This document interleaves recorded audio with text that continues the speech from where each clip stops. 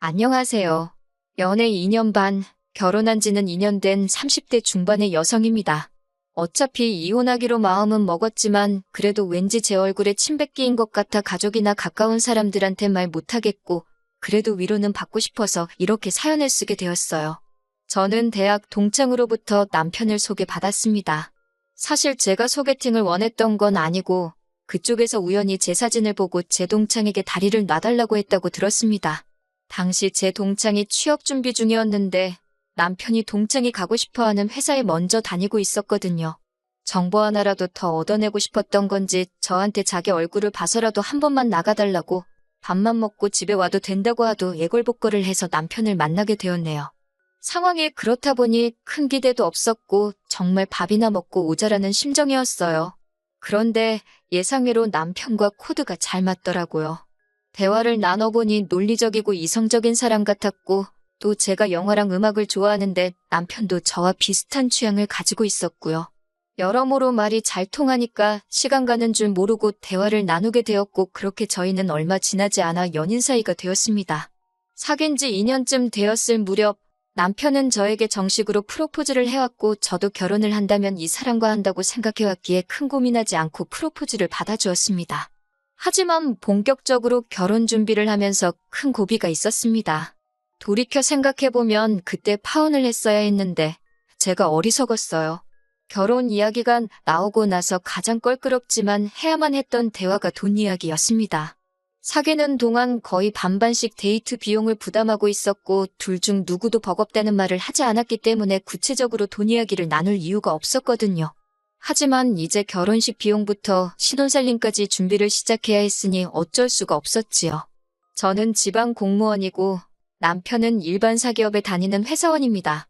당연히 제 월급은 남편에 비하면 현저히 적은 편이지만 저는 제 소유의 작은 아파트가 있습니다. 청약으로 당첨된 아파트였는데 부모님과 셋이 같이 살고 있었어요. 남편은 당연히 그 집이 저희 부모님 집이라고 생각했지 제 집일 거라고는 상상도 못했던 모양이에요. 제가 집이 있다고 하니까 어찌나 좋아하던지 입이 귀에 걸리게 생겼더군요. 아무튼 그 밖에 저는 모아둔 돈이 4천 정도 있었고 남자친구는 8천 정도 있었습니다. 저희가 사는 지역에선 1억 2천이면 아주 좋지는 않아도 평범한 빌라나 좀 오래된 작은 평수 아파트 전세 정도는 들어갈 수 있었어요.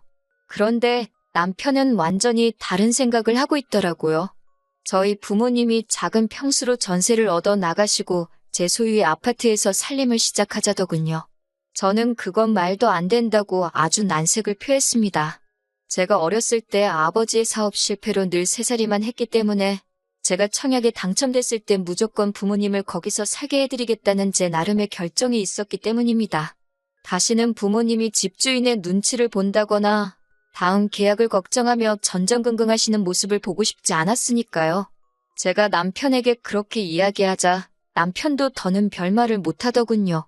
저는 남편에게 대출을 받으면 이자가 나가니까 예산에 맞춰서 집을 구하자고 했습니다. 그러자 남편이 집은 시댁에서 해줄 거라고 걱정하지 말라더군요. 속물 같지만 솔직히 그 말을 들었을 때 감사하고 기분도 너무 좋더라고요. 하지만 남편은 뒤이어 어처구니 없는 소리를 늘어놓았습니다. 자기 부모님이 사시는 집 전세보증금을 빼서 우리 신혼집에 보태자더군요. 그러면 시부모님은 어디 가서 사시냐니까 같이 살아야지 그럽니다. 합가를 하자는 거냐고 물으니 자기 부모님은 한 집에 있어도 존재감이 하나도 느껴지지 않으신다는 둥 각자 알아서 자기 인생을 사시는 분들이라는 둥말도 안 되는 소리를 하더라고요. 제가 남편에게 훗날 시부모님이 정말 몸이 어디가 안 좋아지셔서 거동을 못 하시게 된다거나 그러면 같이 살 수도 있지만 지금 그런 게 아닌데 굳이 왜 두 집 살림을 합쳐야 하냐고 물었습니다. 그러자 남편은 자기가 맏아들인 거 모르고 사귀었냐면서 시부모님 모시고 살 생각이 없었으면 왜 진작에 말하지 않았냐고 묻더라고요. 요즘 같은 세상에 신혼부터 누가 시부모님이랑 살지도 모른다는 생각을 하냐고 제가 다시 따지고 이런 다툼이 정말 2주 정도 계속되었습니다. 결국 남편이 먼저 백기를 들었습니다. 그럼 합가는 하지 말자며 대신 나중에라도 자기 부모님한테 무슨 일이 생기면 꼭 돌봐드려야 한다는 약속을 해달라길래 그러겠다 했습니다. 그건 자식된 도리로서 당연하다고 생각했으니까요. 반대로 저희 친정부모님한테 무슨 일이라도 생기면 저 역시 남편의 도움이 필요할 테고요. 하지만 산 넘어 산이라더니 이번에는 남편이 따로 사는 대신 매달 시부모님을 경제적으로 도와드리자 했습니다. 제가 얼마를 생각하냐고 물으니 한 달에 30에서 50만 원 정도면 적당할 것 같다고요. 그동안에도 안 드리다가 갑자기 결혼하면서 드리고 싶어하는 이유가 뭐냐고 물었습니다. 그러니 장남의 도리라나요? 그런 논리라면 저도 작년이니까 친정부모님께 똑같은 액수로 챙겨드리겠다고 했습니다. 그러자 남편은 아들하고 딸하고 같냐더군요. 결국 화가 머리끝까지 난 제가 남편에게 파혼을 선언했습니다. 남편에게 헤어짐을 고하고 걸려오는 전화도 문자도 다 무시했어요. 그렇게 3일쯤 지났을 무렵 시어머니께 전화가 걸려왔습니다. 당신 아들에게 들었다면서 왜 그런 경우 없는 소리를 해서 제 마음을 아프게 한 건지 모르겠다고 미안하다 하시더군요. 적어도 어머님이나 아버님은 그런 걸 바란 적도 없고 바라지도 않는다면서 이번 한 번만 남편이 실언했다 생각하고 넘어가 주면 안 되겠냐고 다정하게 물으셨습니다. 결국 어머님의 설득에 저는 남편에게 다시 한 번 기회를 주게 되었습니다. 남편 역시 저에게 사과를 했고요. 하지만 결혼식을 올리고 얼마 지나지 않아 저는 시어머니와 남편이 왜 그토록 저를 잡으려고 하셨는지 이유를 알게 되었습니다. 결혼식을 올린 지 2달 만에 시아버지께서 치매라는 걸 알게 되었거든요. 제가 어떻게 이런 사실을 숨길 수가 있냐고 화를 내니 시어머니와 남편 모두 그게 무슨 소리냐며 자기들도 몰랐다고 억울하다 했습니다. 심증은 있었지만 물증은 없었고 그 와중에 그나마 다행인 건 모르는 사람이 보면 건망증 정도로 보일 만큼 경증이었다는 거예요. 이때라도 결혼을 물렀어야지라고 하신다면 솔직히 이미 혼인신고도 한 상황이었고 주변 사람들한테 결혼하자마자 파혼했다는 소리를 참아 할 자신이 없었습니다. 사무실에 직원도 몇 명 없는데 다들 저를 어떻게 볼지 걱정도 되었고요. 어리석게도 그 와중에 알량한 자존심과 체면을 생각하느라 현명한 결정을 내리지 못한 제 잘못입니다. 결혼식을 올린 뒤 저희가 한 가지 서로에게 약속을 한 게 있었어요. 언젠가 생길 우리 아이를 위해서 늦어도 5년 안에는 신축 아파트로 이사갈 수 있게 열심히 아껴가며 살자고요. 그런 이유로 제 월급과 남편 월급 모두 제가 관리하고 있었고요. 남편에게 한 달에 용돈으로 50만 원씩 줬고 저는 따로 용돈이라며 떼가지는 못했습니다. 그냥 어쩌다 한 번 인터넷에서 옷 한두 벌 사 입는 게 전부였어요. 그렇게 살려고 한 건 아닌데 통장에 숫자가 불어나는 걸 보는 재미에 더욱 덩어리를 졸라매게 되었어요. 그런데 결혼한 지 1년쯤 지났을 무렵 남편이 뜬금없이 시댁에 생활비를 보내야겠답니다. 예상치 못한 지출이기도 했고 분명히 결혼 전에 그런 건 하지 않기로 약속을 했던지라 부담스럽게 다가온 게 사실입니다. 제가 시원스레 그러자고 대답을 하지 못하고 있으니 남편이 갑자기 한다는 소리가 일도 자기가 더 늦게까지 하고 돈도 자기가 더 많이 버는데 불공평하답니다. 그러면서 이제 각자 월급은 각자 관리하고 공통으로 들어가는 건 각출하자고 하더군요. 적어도 남편이 제 앞에서 돈 많이 번다고 유세는 안 떨어서 다행이다 생각했는데 이제 유세까지 떤다 생각하니까 정이 툭 떨어지더군요. 거기서 끝이 아니라 아니면 자기 퇴근 시간이랑 제 퇴근 시간이랑 2시간 정도 차이가 나니까 저보고 2시간 동안 부업이라도 하랍니다. 제가 집에서 밥하고 살림하는 건 노는 걸로 보였나 봐요. 남편이 입을 열 때마다 점점 더 화가 치밀어 올라서 그래 다 각자 관리하자 했습니다. 잠든 남편을 쳐다보는데 이런 인간이랑 내가 무슨 좋은 날을 누리겠다고 이렇게까지 살아야 하나 싶은 허탈한 마음에 눈물이 다 흘렀습니다. 그러면서 부부 사이가 이렇게 계산적으로 찢어졌고 남편이 남편 노릇을 하기 싫다는데 제가 왜 아내 노릇을 해야 하나 싶더라고요. 그래서 바로 다음 날 아침부터 살림에서 손을 뗐습니다. 출근 전 간단하게 아침 식사를 차려 먹고 있으니 남편이 자기 건 어딨냐고 찾더라고요. 배고프면 차려 먹으라고 하니까 저더러 어이없다면서 이게 무슨 짓이냐고 큰 소리를 내더라고요. 생활비도 반반 내는데 집안일도 반반 하자니까 자기가 한 말이 있어서 그런지 제대로 반박도 못하고 시근덕거리면서 출근을 하더군요. 점심 무렵 빨래를 하려고 세탁실에 가니 남편의 셔츠며 양말이며 속옷이 제 빨래하고 섞여 있는데 그것마저도 꼴보기가 싫어서 다 골라내어 구석에 처박아 버렸습니다. 청소도 제가 주로 머무는 공간만 위주로 하고 말았고요. 그렇게 며칠이 지속되니 남편이 집안 꼴이 이게 뭐냐며 생난리를 쳤습니다. 예전에는 남편이 이런 식으로 시비를 걸어오면 저도 받아치기도 하고 결국 서로 화해도 하게 되고 그랬는데 이젠 그런 과정도 너무 피곤하고 짜증나서 아예 무시를 해버렸어요. 그러자 남편이 슬슬 제 눈치를 살피더라고요. 언젠가부턴 술자리도 줄이고 적어도 자기 일은 스스로 챙겨서 하려고 하더군요.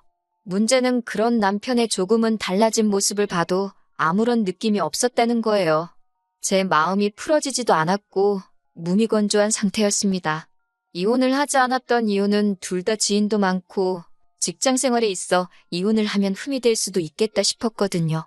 호사가들 입에 오르내리기도 싫어서 그냥 각방 생활하며 쇼윈도 부부로 지내게 되었어요. 양가 어른들 앞에서는 그냥 아무렇지 않은 척했지만 친정 어머니는 어느 정도 눈치를 채신 것 같았습니다.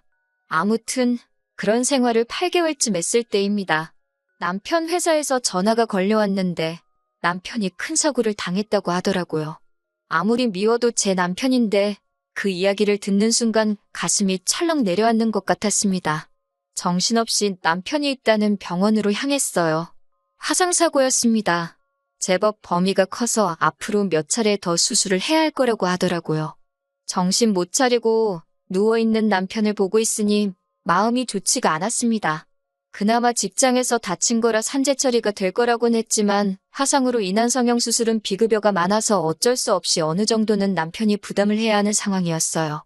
얼굴이나 목같이 보이는 부위라서 수술을 안 할 수도 없는 상황이었고요. 그래도 일전에 제가 들어뒀던 보험도 있고 해서 큰 문제는 없겠다 싶었습니다. 그런데 얼마 뒤 퇴원한 남편이 밖에서 커피 한잔 하자고 절 불러내더라고요. 기껏 나갔더니 저를 앞에 앉혀놓고 돈 이야기를 꺼냈습니다. 당연히 듣자마자 남편 말이 끝나기가 무섭게 거절했어요. 각자 알아서 관리하자던 건 당신이지 않냐고. 그런데 이제 와서 나한테 그러는 거냐고요. 당신도 알다시피 난 당신보다 한참 못 벌고 일도 조금밖에 안 하는데 내가 어떻게 당신을 도와주냐고 하니 난리가 났습니다.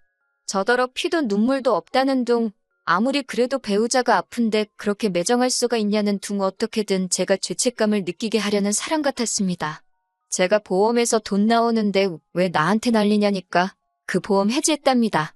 쓸데없는 보험 같아서 실비고 뭐고 다 해지했대요. 모아둔 돈도 없냐고 하니까 시부모님한테 퍼주느라 다 썼다고 그러고요. 저는 됐다고 더 할 이야기 없다고 자리를 먼저 일어났고 그때부터 시부모님한테 전화가 걸려오기 시작했습니다. 받지 않았어요. 받아봤자 전에 그러셨던 것처럼 사탕 발린 말로 절 이해해 주시는 척하면서 결국은 제 뜻을 꺾으실 분인 걸 알고 있었으니까요. 한 집에서 오며 가면 남편의 얼굴을 어쩔 수 없이 봐야만 했는데 화상 범위가 넓긴 해서 성형을 안 할 수는 없겠다 싶었습니다. 남편이 불쌍하긴 했지만 그게 어떤 느낌이었냐면 TV 같은 데서 어려운 사람들 나오잖아요.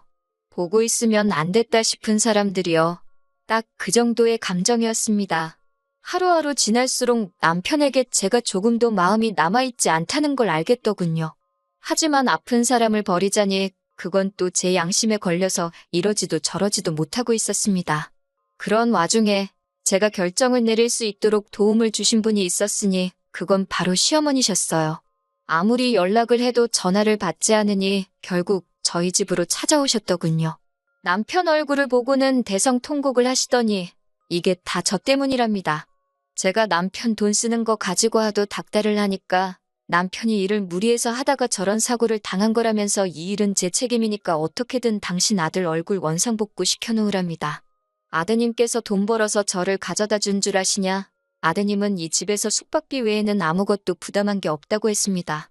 남편 노릇이라곤 한 게 없는데 왜 저한테 이러시는 거냐고 쉬지 않고 저도 어머님 말씀을 반박해 나갔습니다.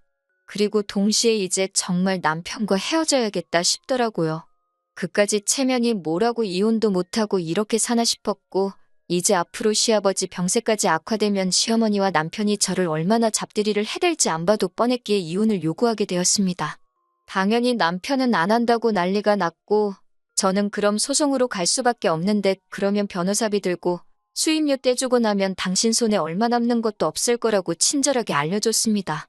남편도 그제서야 제가 농담이 아니라는 걸 눈치챈 것 같았고 결국은 이혼에 동의했습니다. 마침 전세 계약 기간도 거의 끝나갈 무렵이라서 전세 보증금도 수월하게 제 몫을 다시 챙길 수 있었고요.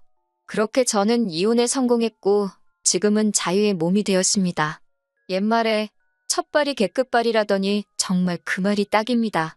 처음부터 파혼했으면 서류가 지저분해질 일도 없었을 텐데 그 생각만 하면 억울하고 화가 나긴 하지만 지금이라도 이렇게 벗어날 수 있어서 다행이라고 생각합니다. 당분간은 저도 운동 좀 하고 취미생활 좀 하면서 살고 싶어요. 친정 부모님과도 좋은 시간 보내면서요.